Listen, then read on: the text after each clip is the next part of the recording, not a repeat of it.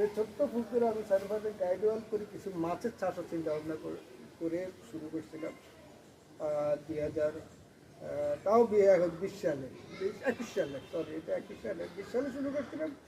মাছের চাষ শুরু করছি 21 সালে। তা আমার আসলে আমার 5 জন সদস্য পরিবারে আমার এক বছরে মোটামুটি হয়ে যায় পুকুর দিয়ে।